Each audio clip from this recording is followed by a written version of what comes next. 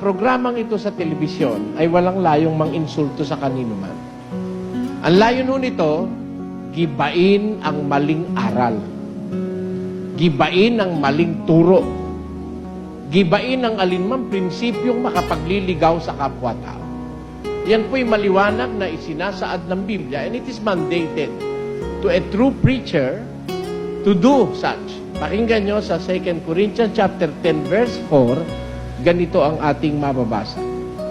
Sapagkat ang mga sandata ng aming pakikilaban ay hindi ukol sa laman, kundi sa harapan ng Diyos ay may kapangyarihang gumiba ng mga kuta, na siyang gumigiba ng mga malinghaka at ng bawat bagay na matayog na nagmamataas laban sa karunungan ng Diyos.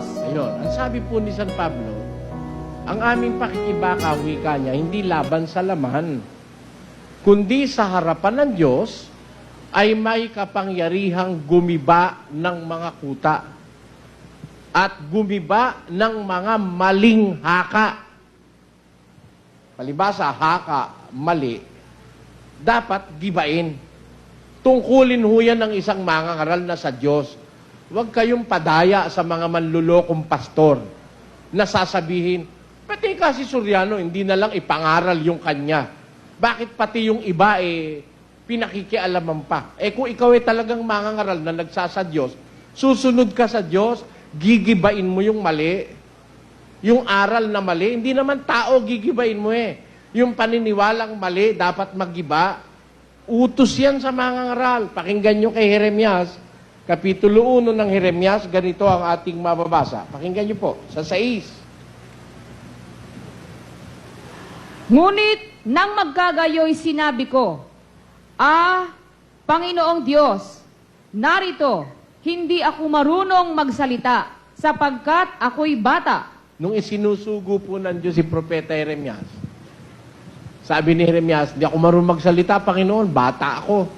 Ano sagot ng Diyos sa kanya? Tuloy. Ngunit sinabi niya sa akin ng Panginoon, huwag mong sabihing ako'y bata, sapagkat saan man kita susuguin ay paroroong ka, at anumang iutos ko sa iyo ay sasalitain mo.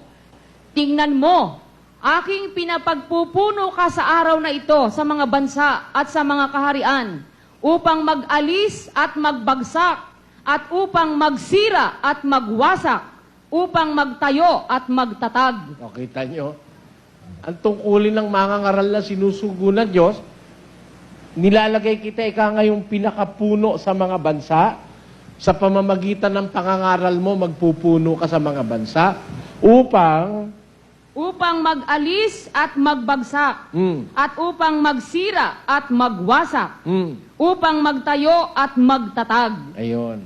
Kaya, tungkulin ng mangangaral, yung sirain yung masamang, gibain yung masamang akala masamang aral, masamang prinsipyo.